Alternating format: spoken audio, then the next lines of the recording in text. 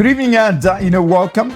This is simply Frank. A couple of days before the elections. Just less than a month. So many stakeholders involved in this very very important national exercise.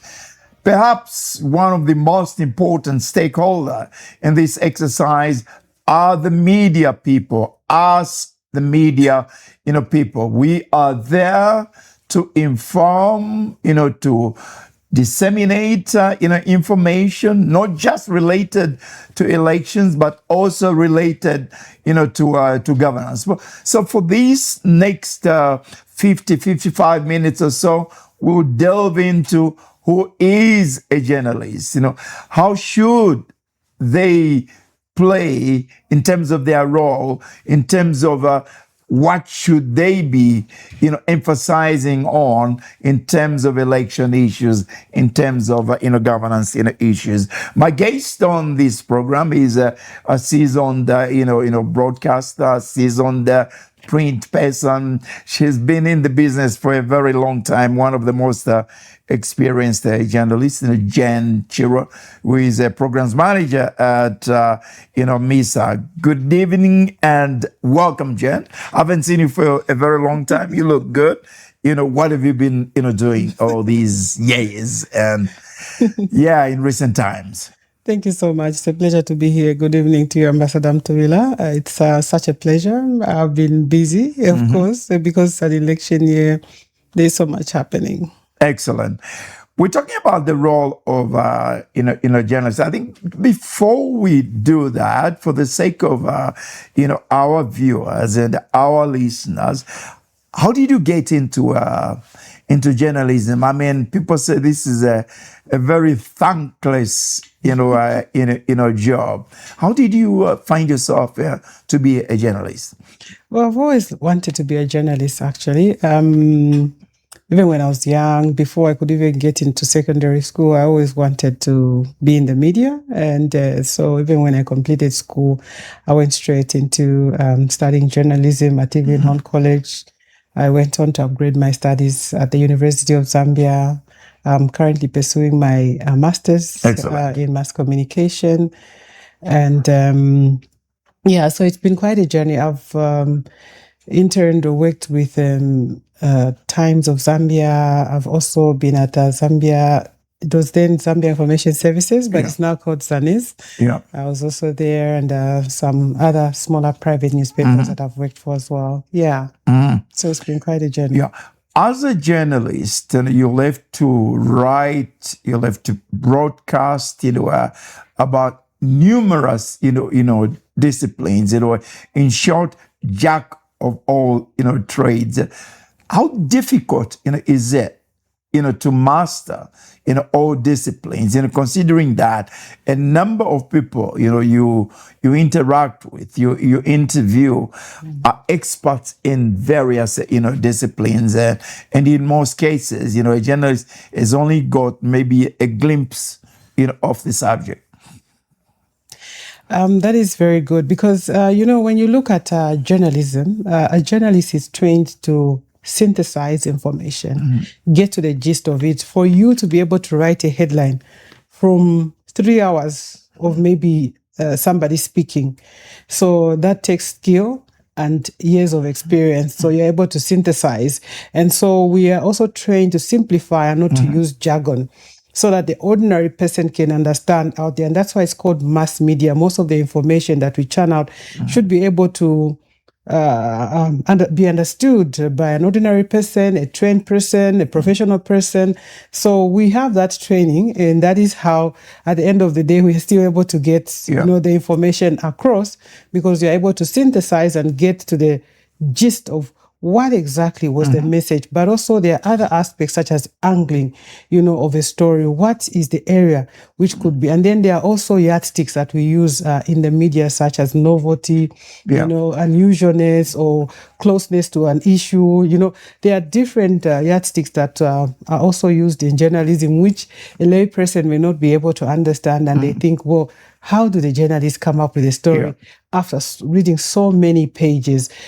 So basically, it's a skill that we acquire from school after training, but also it's something that we continue to sharpen even when we are in the industry. So you cannot really be a jack of all trades, but one trade we have is to come up with a summation of what exactly this person was speaking about, or what this report is basically talking about by, looking at the information and synthesizing. It's almost like media is almost like a database. Absolutely. So a database is basically what you can use to analyze data. And so we are trained in our minds to be able to, whatever subject matter it is, if you listen to someone carefully with the questions that you'll be able to ask, you are able to come up with some level of conclusion that says that this is what the person is talking about.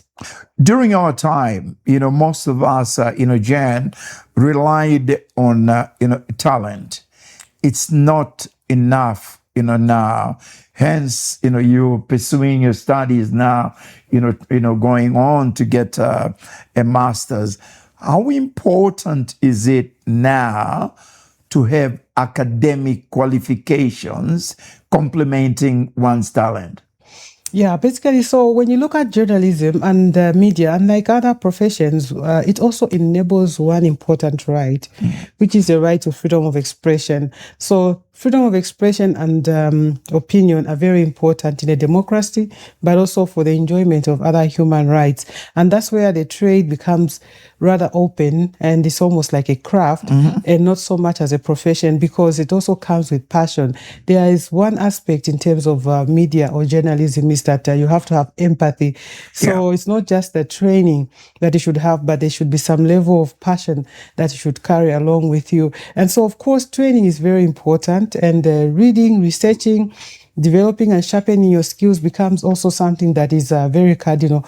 The most important thing to remember when you're working in the media space is that we have a set of ethics that talk about the truth, accuracy, verification, context being set out right, not being blown out of proportion or omitting certain facts for one to serve their purpose.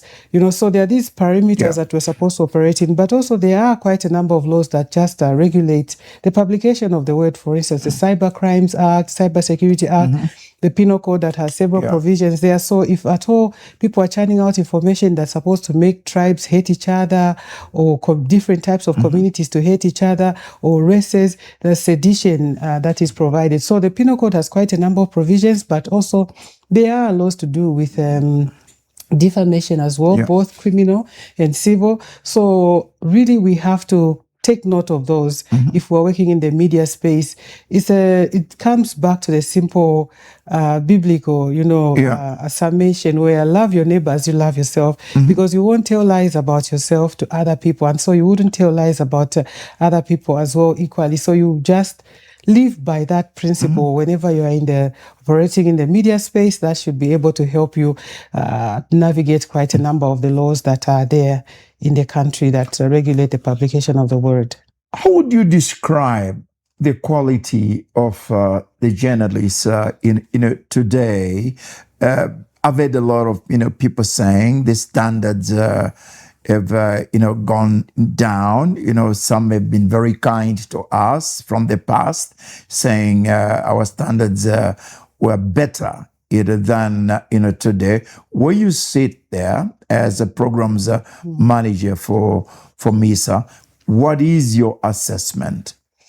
Well, first of all, there is now a plethora of training institutions for journalists and people in the media that they can go to and be trained, but also there is an evolution that is taking place before us. Before there was, ZNBC, and also we would also all grow up, starting from my father, my mother, and watch, Frank Talk, absolutely, Cynthia Changufu, and all those people used to feature. They even up to now, we still remember some of them, So that was a time that there was a media houses, but they were limited. And so all of you would view one space and live by that standard. But now there is a dynamic change. There is an evolution taking place. Apart from just having a number of TV and radio stations, now the numbers have grown exponentially. But also we have the social media space. We have also artificial intelligence that can be used and different apps for production of a newspaper. It was not easy to produce. It only had to take an organization. But now printing, is much closer to the people. The radio, TV is much closer in terms of technology. I'm looking through your camera right now and looking at the camera that is before me. I remember when I was interning at Zanis, and so I'll take my news to ZNBC, and the cameras were super big, and people that were carrying them had to grow muscles. But if you look at it now, the technology has changed, so people can access news even if they are not trained, and they are able to post to their spaces as bloggers or just social media users. So media really is operating at such a crossroads where there's a lot of noise around it, and its profession is really threatened a lot, by misinformation, disinformation that is going on out there, and it's trying to live by its ethics and guidelines as provided in the journalism school. But then there are these people who are pushing out the information, and they are getting the numbers. Absolutely. So the advertising also is going to them, and things like that. So at the end of the day, media is trying to catch up. Of course, they are trying to use the social media platforms, but we cannot just release information. We have to go through the ethical channels and, go through the different stages of verifying the information. So really, it's an evolution that is happening before us.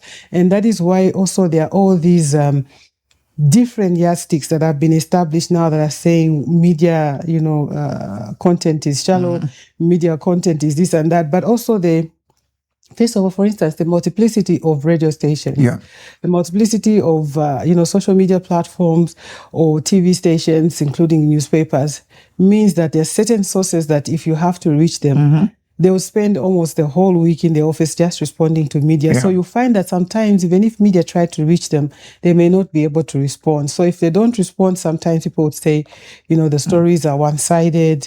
And also that the media is trying to compete also with the social media spaces. So they are also trying to catch up with that. And that creates also some level of pressure. It has reduced the income of the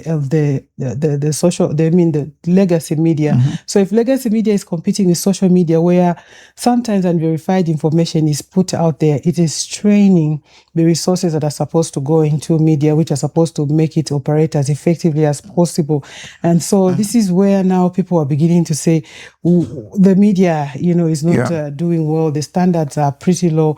But if you look at also the economic space in which we are operating, we have a limitation in terms of how big our economy is. I happen to have visited quite a number of times South Africa, and you find a neighborhood. A place like Olympia has a newspaper, and they'll write about a child who has passed number one. They'll write about a sports event. And it was so huge. It will have ShopRite in there. It will have all these different malls advertising, different companies that produce furniture and everything. And this was just a community newspaper. But if you look at some of our private national newspapers that are circulating, the number of pages that they have are quite limited, but that shows you that the advertising is also low. Now, how else can they survive and be able to do those investigative pieces?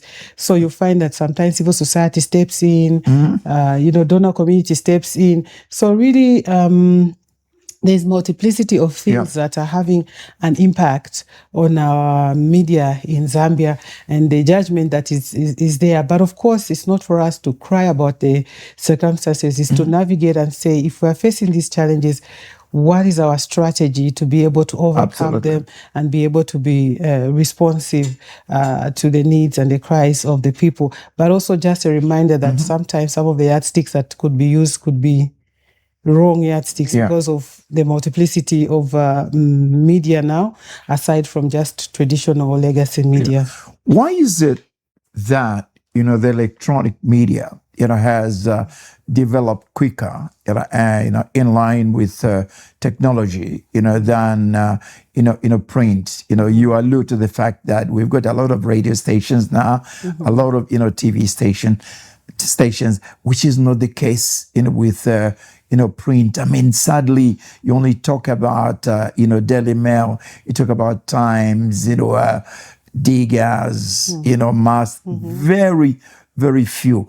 Where does the problem lie? Yeah, so basically, if you look at our country in terms of number of people that have attained grade 12, grade 9, literacy levels are still relatively low. And because of that, so you have fewer people that may be able to consume the product fully. But also the technology is evolving. The way people are consuming information is also different, because what could be printed the next day is something that someone has already circulated online and has already been viewed. So it's quite instant. And that's where you see the evolution of the newspapers now taking on the social media spaces and being able to churn out the information. So really the way we're going to do things is not going to be business as usual, but business unusual. And right now it presents actually the social media platform multiplicity in terms of multimedia. Before we used to have an organization called Multimedia, where the National Mirror used to be produced and there were TV programs and the likes. This is where we are heading back, where we're using multiple media as a media house to be able to reach a different audiences so that you can leverage those. Because the reading culture also is one of the other things. But apart from the reading culture being different and the technology being present, there's also the economic factor, of course. I think people still have to choose between whether they should buy a loaf of bread or they should buy a newspaper, because they have to buy every day. So what is it that they can afford? And so you find that most of the people who read newspapers are those who go to the offices and they read the office newspaper or the organizational newspaper, and not necessarily a newspaper that they would buy. Of course, I know a few people that love newspapers. My director is one of them. He loves newspapers a lot, but we have now soft copies that have come on as well. So you can subscribe. And that's one of the ways that the newspapers are innovating.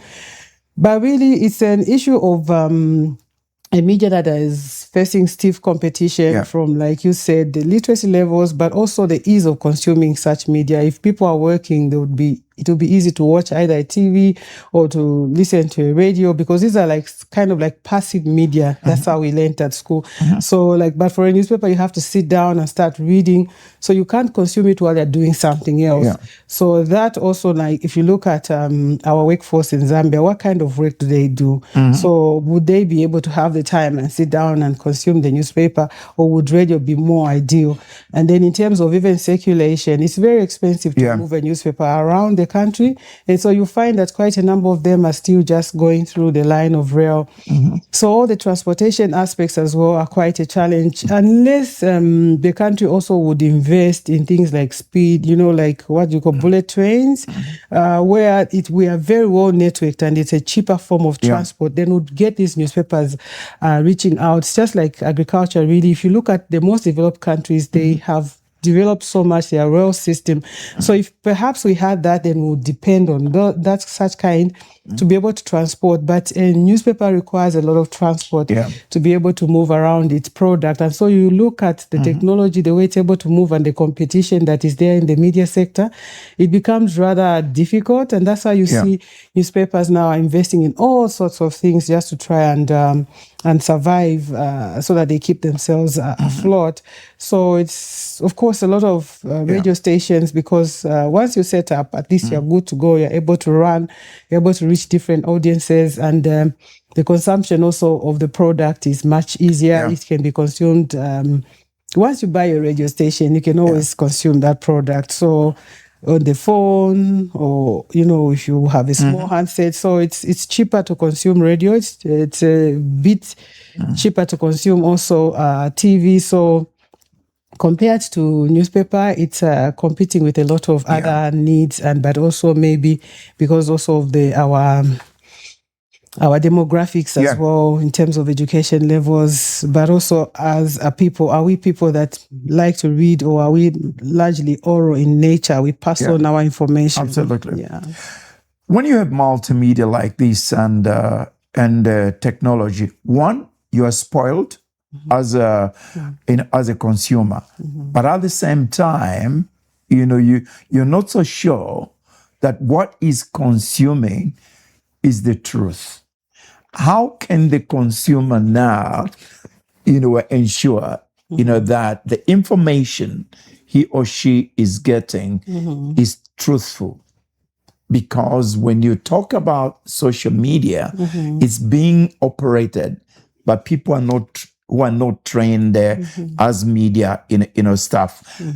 How does the consumer respond to the multimedia? Okay. Thank you so much. So in journalism and in the media circles, we talk about sources, authorities in a particular subject matter, and these are known and they carry titles and they come from institutions that also give them the authority. But first of all, if you are receiving information from someone who lacks authority on a particular subject matter, becomes difficult. An instance was when we had allegations about the death of one of our political players. If members of the public, as they are consuming such on the social media platform, if, for instance, they should check, did the police or the hospital at which he was hospitalized confirm his death? Also, apart from the hospital confirming, did the relatives also confirm? So who is speaking in the story is something that is very important that people should be looking out for. So verifying. And then also, if it's a social media platform, one thing that you should check is, has it done serious stories before? Because if it hasn't done serious stories before, you will notice from one thing is that they won't have serious content before that particular big story. That is a red flag. It tells you something. And if it's trolls, if it's those people who just like to push bad comments, or they go to pages and try to drive content in a particular manner, you will be able to notice that on their social media page, actually, they have very few posts, or it's a most recent created Facebook page. But then you find that it is always commenting on the different spaces. So you're able to know that these are straws, these are sock puppets. They're created to drive a certain narrative. So you have to look out for that. And then truth on the social media does not mean numbers, because there are what are called troll farms. So troll farms are a place where people report every day, and they could have maybe 200 to 500 accounts. And their job is just to log into one account, push a comment, log in another one, push a comment, just like that. And so if you see again just the comments, try and check out the people who are commenting. Look at their pages. You will notice a similar pattern that those people that are commenting supposedly, which are almost like fake accounts, you will find that they were either created at a particular point in time, and they don't have serious posts on their page about themselves or who they are, or just normal person stuff. You will notice that they have very strange pictures or whatever, and some funny names sometimes. And so that should be able to let you know that actually this information is not really correct. But of course, try and go to legacy media. Also use the pages that are verified for the different entities that are being spoken about, so that you're able to hear from them. If the allegation is so big and the person that is being alleged to have done a particular thing or said a particular thing is not commenting, then that's also, of course, a red flag. And then also, of course, these days there are reports that are there that are published by different entities. So if something sounds too good to be true, you can still also read up. There are websites these days that are verified, social media spaces that are verified, where you can find that information. So it's not every social media space and something that looks like, because even pages like for ZNBC, if you check, there are so many pages called ZNBC on Facebook that are not actually being run by ZNBC. Absolutely. So the red flag is that they can fake those pages, but the content will be able to tell you that it's not real. Let's look at the variance, between public media and private. What are your concerns? I raised this issue, because ZNBC, Daily Mail, the print, which is owned or run or funded by the government, instead of serving the public, it is seen as a tool, for the government. And there's a variance between, in terms of how they cover news, how they treat news, as against private institution. We'll also talk about the challenges of a private institution. How do you reconcile, this variance, between public and private? Well, first of all, media is free to report based on their editorial policy and what is their focus area. So if they're investigative, you would see a lot of exposés about wrongdoing and the likes. But then if you talk about just media in general, of course, there is that aspect to say you have to be fair, you have to be objective, you have to be balanced in the way that you are reporting. And so you would expect that, especially public-owned media that is getting taxpayers' money, it should be able to cover, the different spectrum of Zambia's society, whether it's the opposition, whether it's the ruling party, whether it's the different communities that are existing in the country, whatever, the children, the youths, different kinds of persons that are expected to be seen, especially in state-owned media, because they're a public good and they are there, especially in a democracy. Media plays a very important role. Democracy as is espoused to be a government of the people, by the people, and for the people. So really, the people should be able to express themselves through those channels that are established, and also the government should be able to communicate. So it goes without saying that state-owned, especially media that is funded, it should be a public good that should cater for everyone. And that is why we've been pushing as Misa for policy reform that seeks to free the operations of state-owned media, because if you can count, before we would have non-faces in terms of director generals or editor-in-chief of the newspapers. But now with the democratization, we have seen that every time there's a new regime that comes in, all those people go, all those people. And now it's not just the heads, but it has crept into the newsroom as well. So really it's a source of concern. And sometimes when they are very objective, I remember there were some headlines in the Zambia Daily Mail about a particular election where the results were being counted. And so there was a heading that says the PF are leading, the PF continues to lead. And then later on, actually, it was the MMD, I think, that won. And it was the truth at that time based on the votes. But whatever happened within the institution, some of the people that were heading those entities had to be removed when the MMD won, to say they were sympathizers. And I think those are some of the reforms that Misa has been talking about, that we need to guarantee the tenure of the heads of the entities so that the institutions should be able to operate as ethically as possible, because it is from such actions that fear is developed. No matter how much people are told to say you are free in the state-owned media, report as you see fit objectively and cover everyone, they have seen way too many people that have left based on political related electoral or other content that they have learned to conform to an extent to a particular style or manner of reporting at the end of the day. So really, we continue to advocate that state-owned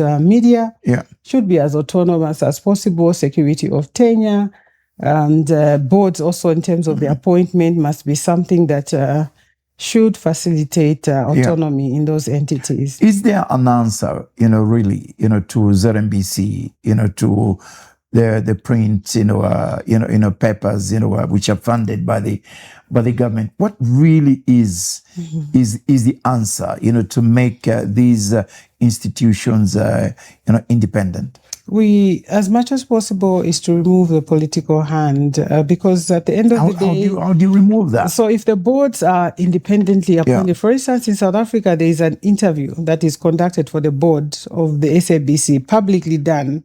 So these people know that they don't owe allegiance to either a minister who is a member of a political party appointed by the president who is from a political party. So that way, it removes the allegiance to the party in power. It just leaves the allegiance back to them. And that's why, but our appointing process is that whilst stakeholders could be, consulted here and there about who should be on the board. Really, the power lies with the Minister of Information at the end of the day. So that automatically creates allegiance. And so if we corrected that aspect, then we should be able to remove that. But if we had security of tenure, for instance, and people were allowed to operate as autonomously as possible, and where they were publishing news and there was no victimization, you'd automatically see. I think a lot of people actually have said that during the Kaunda days, even in the one-party era, that's where we had names such as yourself, Ambassador Frank Mtuwila, and Charles Mandela late. And these people used to ask very hard questions, to a one-party state. And one good thing about that one-party state is that those people were not being fired. And so they could now have the confidence to ask very hard questions. I know that there were even some terms that were being used.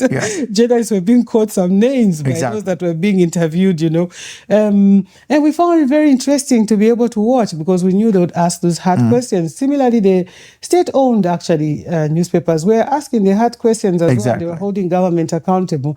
So once we've democratized, kind of like now there's a swap. So we really, it's an issue of, I think when we democratized actually around 1992, 1993, somewhere there up to 1998, there was actually set up a committee and lawyer Kanso Sangwa is the one who drafted that report it was called the Media Reform Committee, established by Deepak Patel, I think the second one. So that committee looked at what are some of the impediments to the media being free, especially that we've come out of a one-party state. They outlined everything that should be there. There are some steps that have been undertaken, but there are some reversals in some of the media law reforms gains. For instance, the Independent Broadcasting Authority Act and the Zambia National Broadcasting Amendment Act of 2002 were amended in 2010 to remove certain aspects that guaranteed independence. And one of the issues was even for ZNBC to have TV levy. And it started receiving the TV levy directly, but then that was removed and was placed with a different entity. Now, again, when you talk about autonomy, it comes also financially. And so there were these safeguards that had been put in the law that, again, were watered down. And so to that effect, we are having still these embedded challenges in state-owned media to effectively play their role in a democratic state because of some of those legal provisions that were watered down in the law. Yes, and some of the practices that are there, they are very subtle, but you can still see them over time. Right now, it's becoming even hard to know who are the bosses of these entities, Absolutely. Because before it was so easy, you would know who heads that particular institution, but sometimes you even lose count of the people that are there. So that tells you a story as to what that impact could be now in the lower spaces of such state-owned media. What about the private, institutions? What unique challenges, do you see, there? Again, people are saying, some of the staff, I've talked to in private institutions say that the challenge is with the owners who really don't understand what the media, is all about. What are some of the unique challenges there? Oh, there is quite a number. I think some of them, of course, they emanate from the evolution of the space. Like we said, we talked about the social media platform and how that just an ordinary citizen will be able to transmit what is news like. And so there's that level of competition. But apart from that, in terms of the private media as well, you can see also the state interference. I'll give you an example of TV and how through digital migration that TV stations mostly are called content creators, and then there's signal carriers. So you set up as a TV station, but you have to pay multiple platforms for you to have a national reach. How much resources is that taking away from the TV station? So it has become expensive. For instance, in terms of our policy, the way it was set up for someone to run a TV station, right? Of course, part of it is digital, is because of the migration from analog TV to digital TV, but also our policy should be able to speak to some of these aspects, because media is a service. A good example is when we had COVID-19 and how people had a lockdown, and they were getting most of their information through the media, really. But apart from just the competition with the social media platform, it's also the state. For instance, we had a Post newspaper, for instance, right? But immediately some political parties came to power. What happened is that they got quite a number of the staff from the Post newspaper and sent them into the diplomatic service. That was the beginning of weakening that. And then apart from that, they got people from Movie TV and pushed them into ZNBC. Almost the whole team that Movie TV had trained. And Movie TV never recovered. Yeah. And then after the Post newspaper, for some time, it kind of like continued to run. And then we know what happened eventually. So these were some of the trendsetters, if you would, of the Zambian media. If you talked about media, and my brothers and other people would say, it's there in the Post. The Post has said it. It's the truth. That used to set the standard. Yeah. Because the Post newspaper reporters and staff were not even allowed to eat food from a source, to get transport, to get anything, would go there and these people would be buying their own food. That was the level of standard. But what happened? You could see some machinations behind, and some of them, they are very subtle, that it's very hard for people to read that actually this is the dissemination of some of the strong media. And so now, where is the benchmark? The benchmark is kind of like taken away. And so what happens? And then with all these appointments that are going on at the end of the day. So people are waiting, okay, I'm going to be maybe a press attaché, I'm going to be in PR, I'm going to be in that. So there's quite a number of aspects, but also the economic aspect as well, but also that there are a lot of media houses that are competing in a limited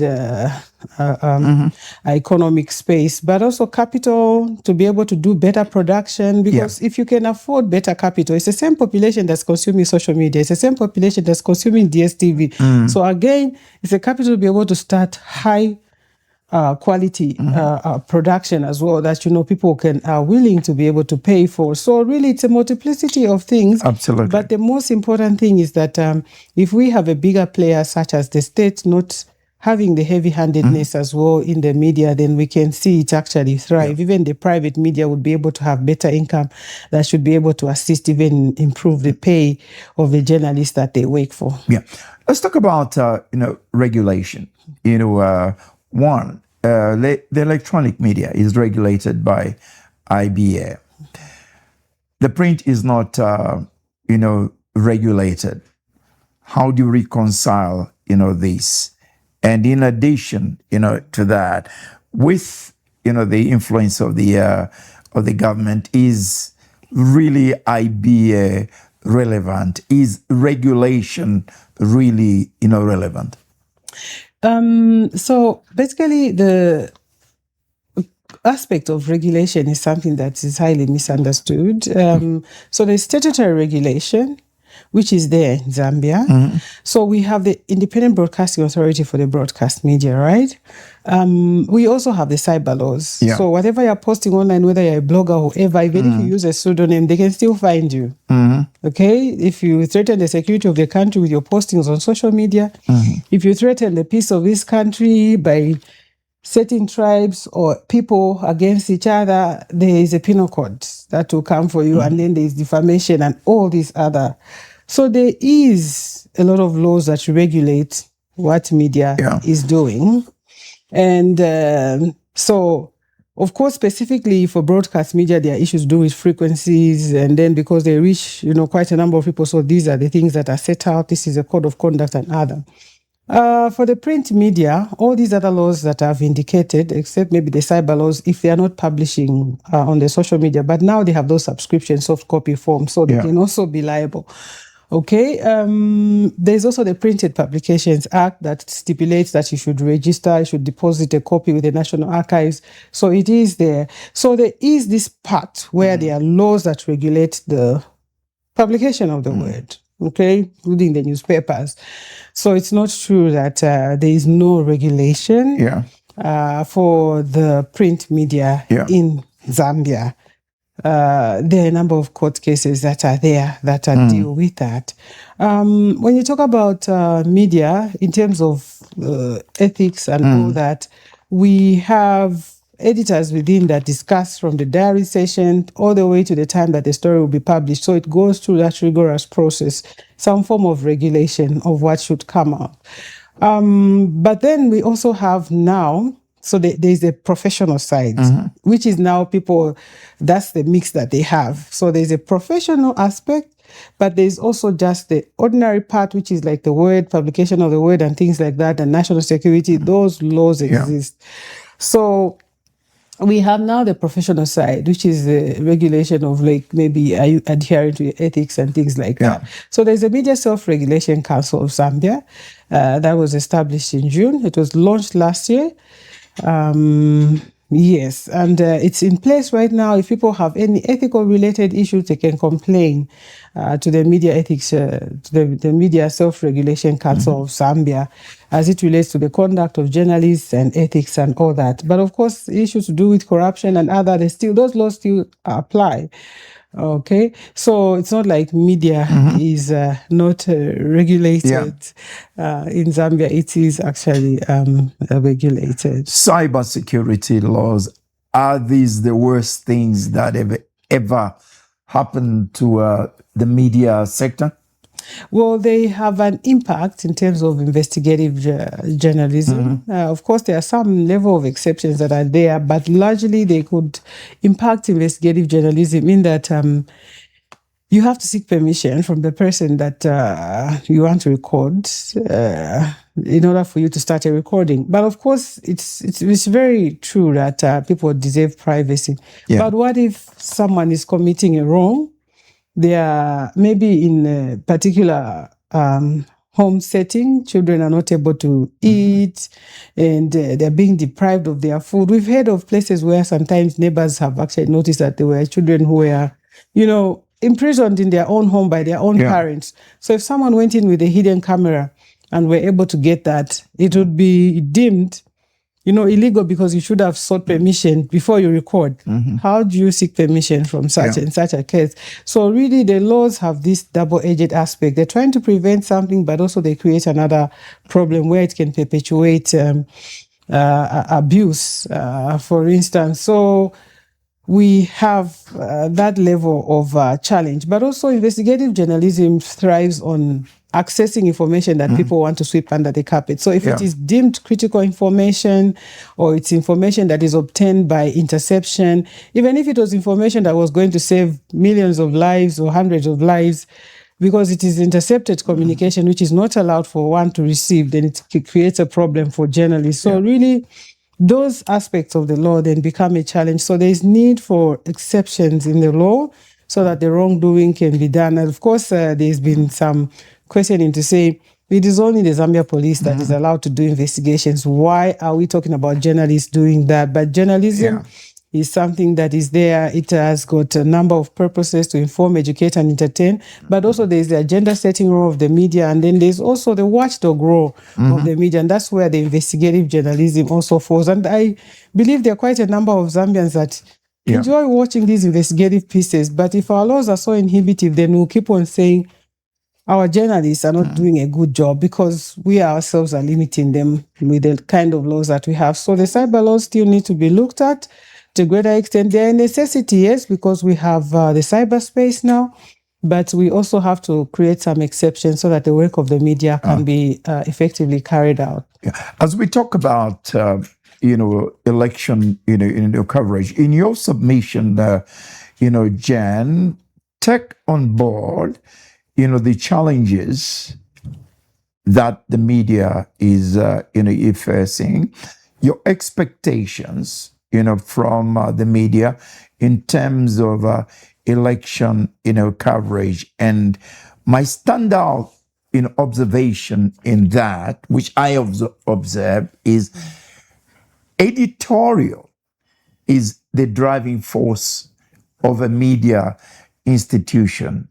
In this country, I have noticed more this election that most media outlets have changed their editorial, position. You could actually see that they're saving a certain, political, entity. Could you talk about, that? Thank you so much. So, in the Electoral Process Act contains an electoral code of conduct. The electoral code of conduct stipulates that we need to be fair in the coverage that we're going to provide the different contesting political parties and candidates. So we shouldn't just be maybe airing negative stories about one party and positive stories about another. That is still unfair. So we have to relook at that particular provision, but also ethically, we are supposed to make sure that we are fair, we are objective in the way that we're going to carry out our programming.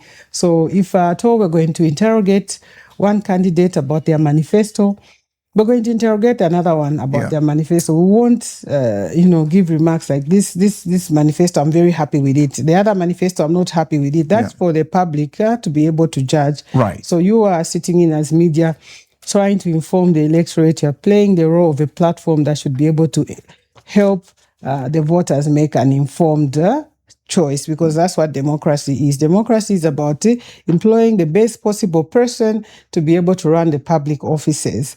And so it's just like giving the people the CVs of these different people. But if you write a CV that is very negative for one and a CV that is very positive, already are creating that unfair environment. So for media, really, the most important thing is to remember that we're a public good and we're aiding democracy. And so in doing that, we should be able to ensure that all the stakeholders that are participating in the electoral process, they're given the platform to be able to communicate so that the people themselves can decide which person that they are going to vote for. Of course, there's a question of balance coverage. And someone says, can you give exact minutes for each and every one? It may not be the case, but try and be as fair as possible. That would be a very, very cardinal. What would you be telling, media outlets that are being, offered a lot of money by political, parties, to write, to broadcast, programs, which are biased? Well, first of all, the Electoral Code of Conduct does acknowledge the fact that broadcast media houses can still sell some slots on their channels to political parties that would like to pay for advertisement. It is allowed. It's just that we have to also ensure that even others are able to do so. You can't black out the other ones.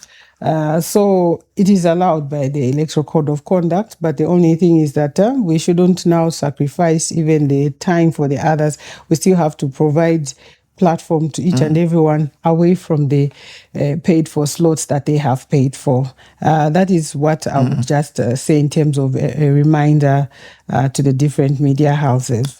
What complements is Misa, providing, in terms of services to the people in relation to this, election? Well, we are conducting capacity building for the media, reminding them about the Electoral Code of Conduct. We also partnered with the Electoral Commission of Zambia, where we also undertook countrywide capacity building. 10 provinces were reached. But of course, if you multiply over 190 something radio stations, and then you have about 68 or so TV stations, and you're talking about quite a lot of media practitioners that have not been reached. So we continue to carry out the capacity building, and we are going more at the radio stations so that the impact is enhanced in terms of the number of people that can benefit from the capacity building. Elections are highly emotive, and we also carry voters' cards even if we're journalists. But the most important thing to remind ourselves is we shouldn't be visibly campaigning in our content, in our programming for a candidate that we prefer. We shouldn't even wear regalia. Even if you're at a rally or you see the vehicle moving, you shouldn't also start dancing to the songs that you're singing. We are not allowed to do that as media. So let's just remind ourselves about those ethical requirements. the electoral code of conduct as well. There are laws that are in place that guide the way we're going to do our work. Yeah.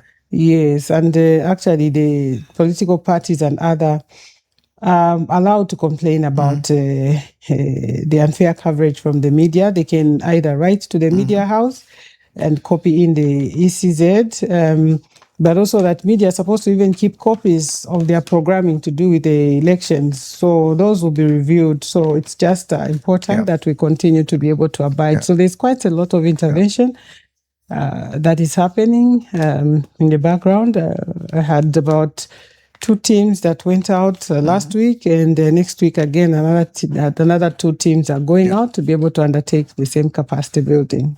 My second last question, I'll combine all the factors in this final question. I've covered a lot of elections. This is a very strange election. You don't have a feel like the past, that this is an election season. Fewer billboards. The only billboards I see there are from for the ruling party. Fewer programs on media which are debated. Fewer election stories. Fewer participation from the civil society. It's a very strange, election, Jen. Your observations, how do we find ourselves in such a situation so different from even the latest election in 2021? Those are interesting observations that you make. Of course, there are campaigns that are going on right now. There is use of social media spaces. The media houses are carrying out the coverage. I think Misa Zambia launched a report and will be launching a report soon, where we were indicating how the media is covering the elections. And of course, we were also giving guidance as to how they can better improve on their coverage. So the coverage is going on. I think we're seeing the different newspapers, TV, radio stations broadcasting these, and because it's a multimedia, you also see actually some of the content also on the social media platforms. Of course, some of them are campaigning, but it also has to do with the political parties, perhaps in terms of capacity, financial-wise. Do they have the capacity to be able to produce the IC materials, the branded material that they can distribute out there, they can post out there? What is the strategy that they have? But right now we're talking largely about the cyberspace. If you see from 2021, because of the COVID-19 that hit in 2019, moving on up to 2021, we ended up having elections that were very interesting, that they were already going to the social media space, the cyberspace, and now it has even grown further because that's where most of the spaces are.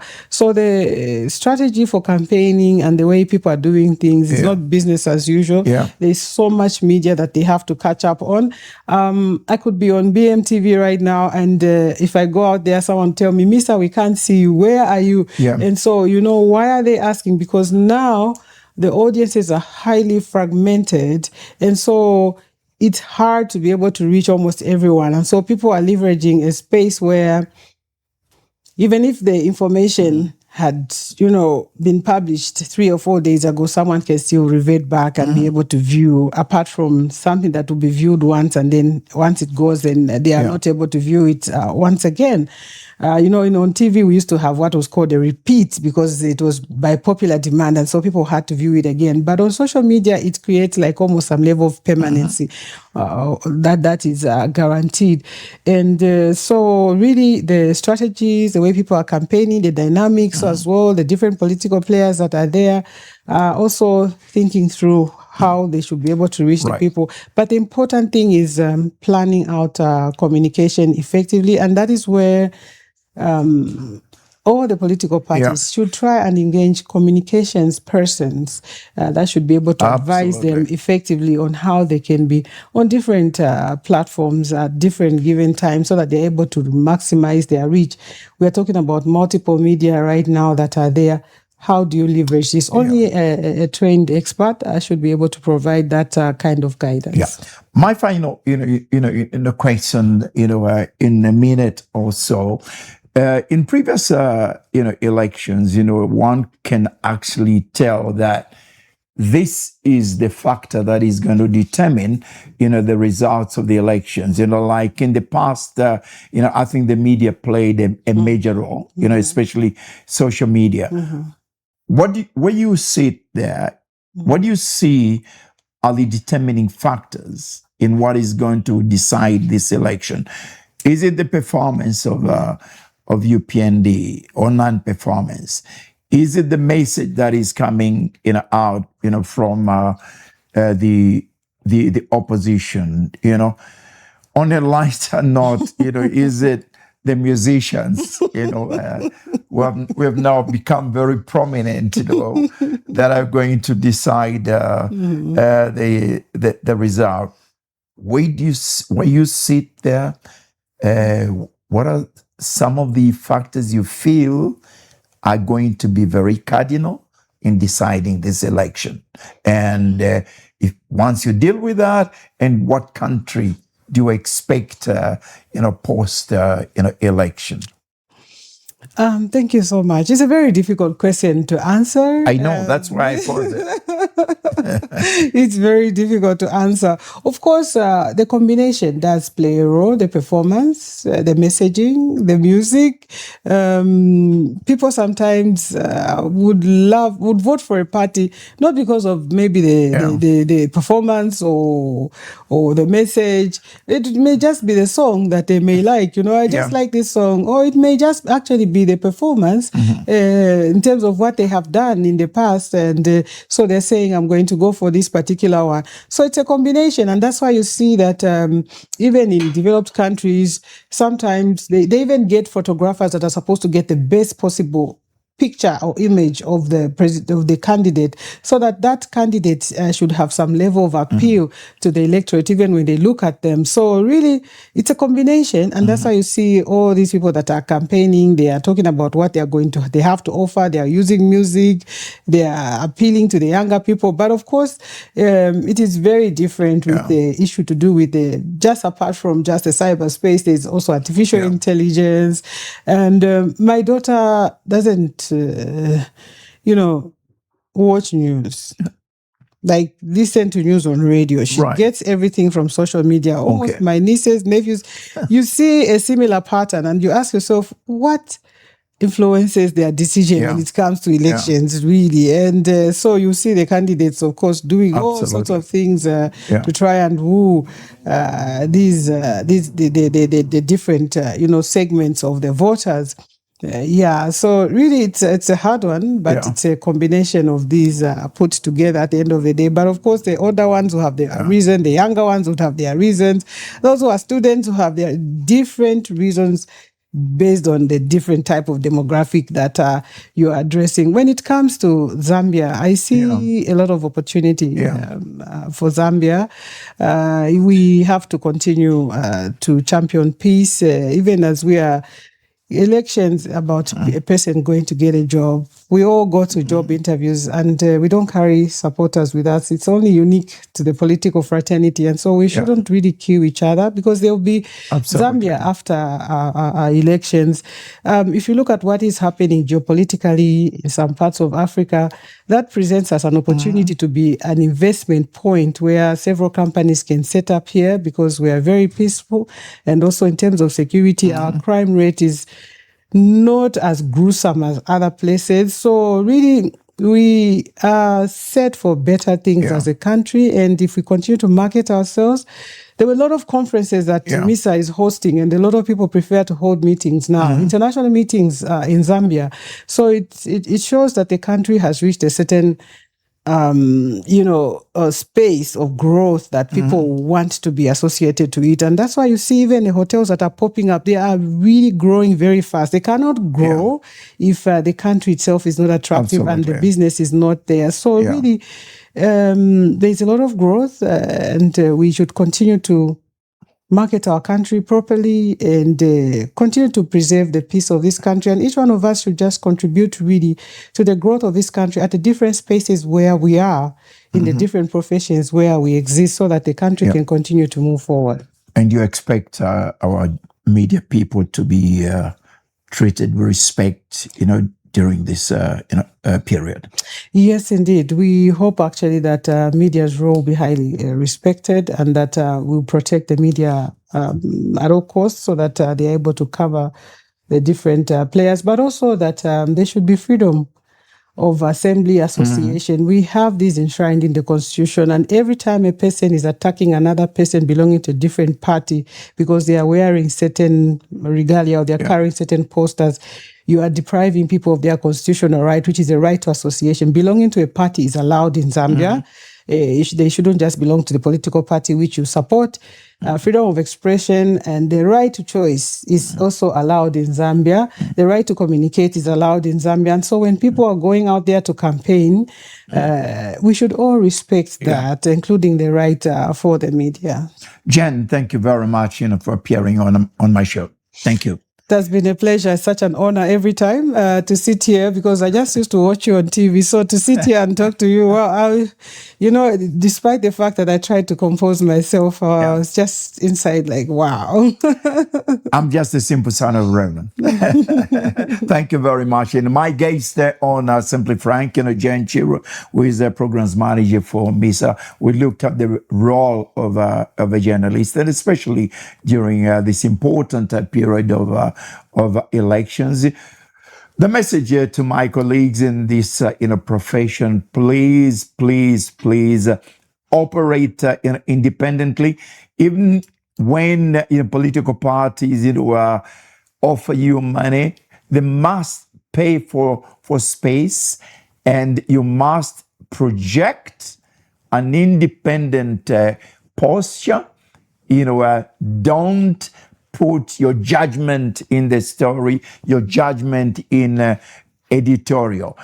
If particular information relates to what the political party wants to be transmitted, please ensure you put a rider to that the message is sponsored, even in an editorial, because you have an editorial position, as a newspaper, as an electronic media, which is permanent. So ensure, if you want you to alter that, put a rider that this editorial is, paid for, because there are better days ahead after the elections.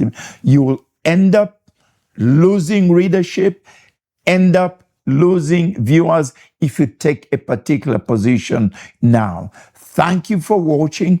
This has been Simply Frank. My guest again, Jen Chirwa, who is programs manager for Misa. I'm Frank on Simply Frank. Good night.